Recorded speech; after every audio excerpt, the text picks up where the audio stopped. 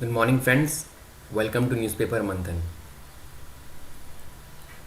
Today we shall discuss today's important news article. Coming to the first news article, that is 46 million girls went missing in India.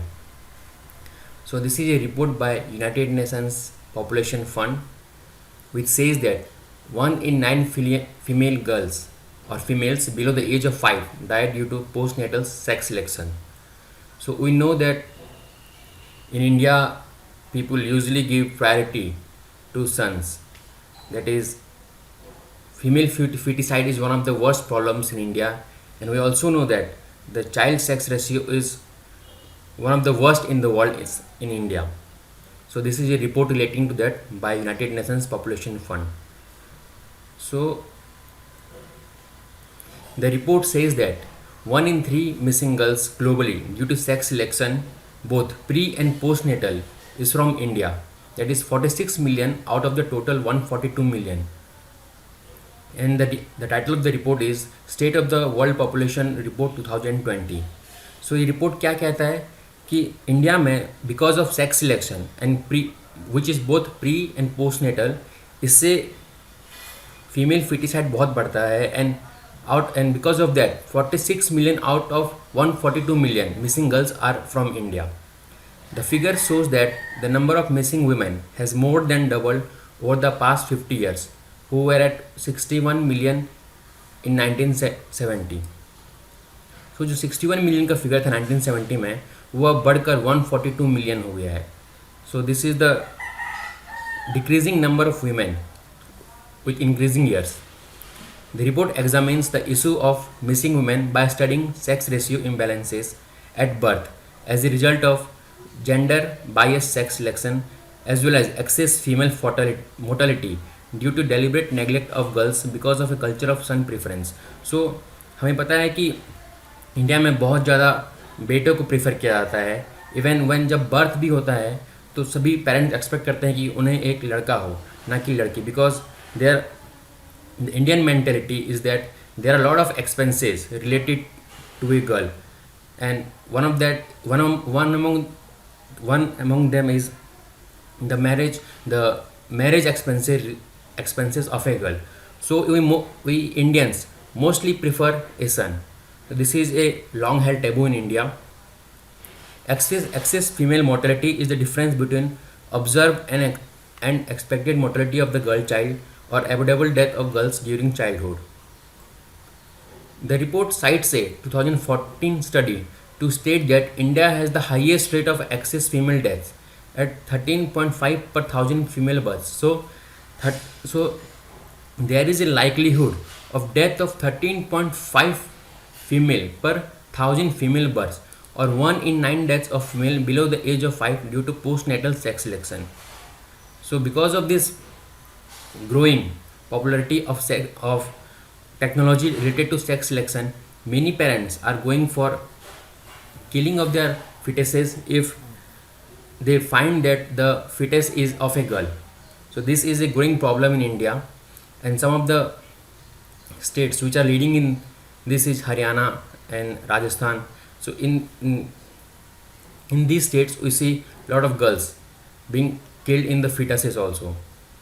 However, the advent of technology and increased access to ultrasound imaging ensured that parents did not have to wait for the birth of their girl child to kill her, but could terminate a fetus upon knowing its gender.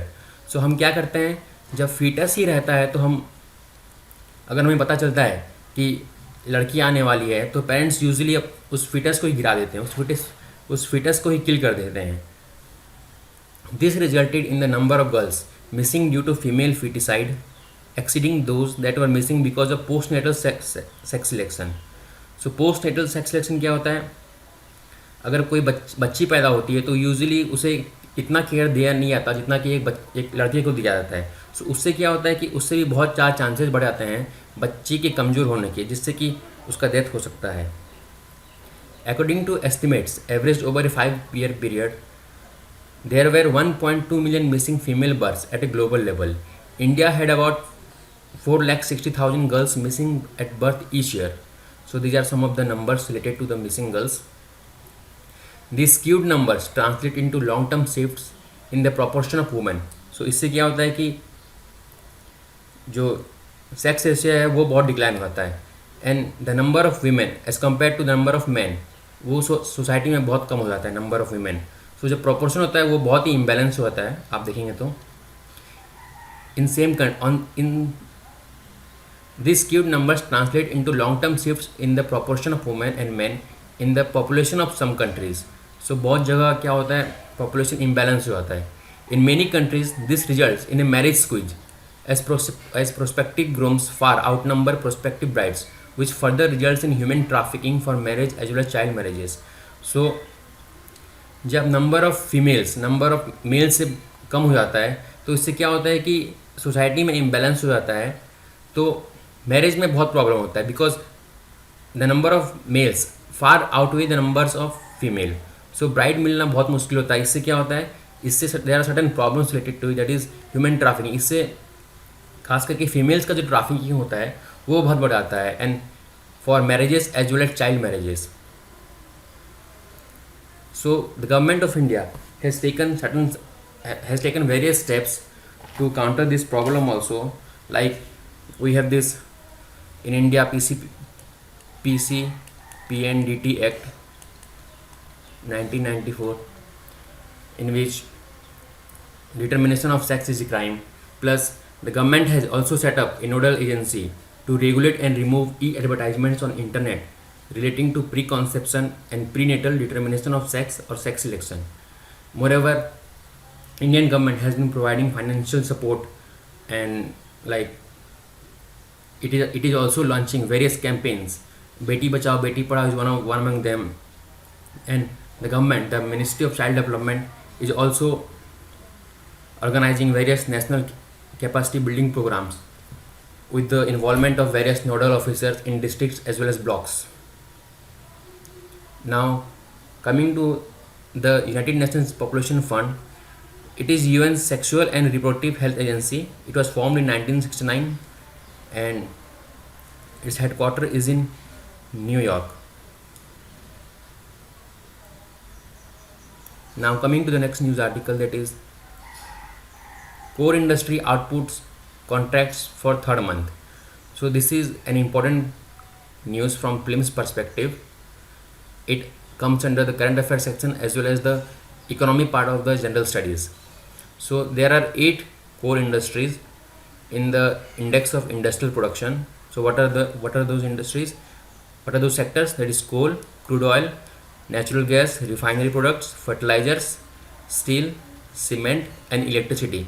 So these 8 sectors make up the core sectors of the index of industrial production. And the IIC, that is ICI, that is Index of Core Industries, is compiled and released by the Office of Economic Advisor, which is under the DIPP of Ministry of Commerce and Industry, Government of India. The 8 core industries comprise 40.27% of the weight of items included in the Index of Industrial Production. So the ICI is a part of IIP, and the IIP, that is Index of Industrial Production, is released by the CSO, that is Central Statistical Organization, which is under the Ministry of Statistics and Program Implementation, MOSPI. And the weightage of individual sector in the ICI, that is coal has 10.33%, crude oil and production 8.98, natural gas 6.88, petroleum and refinery 28.04, fertilizers 2.63, steel 17.92, cement 5.37, electricity generation 19.85. So if you see here, petrol and refinery dominate this index, that is it has 28.04% of weightage, followed by electricity generation, which has 19.85, and then comes steel, that is 17.92%. After that comes coal, which is 10.33, and after that it is crude oil 8.98, and after that comes natural gas with 6.88% of weightage, and then comes cement, and after that fertilizers. So these are some of the important numbers to remember, especially from prelims view. In prelims they may ask questions like which sector has the dominant weightage in the ICI, or they can give four of them and ask you to arrange in decreasing terms or increasing terms also. And the ICI is released by Office of Economic Advisor. This is also an important fact to be remembered, which comes under the Ministry of DIPP. Moreover, this same Office of Economic Advisor, also releases the WPI, that is Wholesale Price Index. So these are some of the important points to be remembered, especially from prelims point of view. Thank you.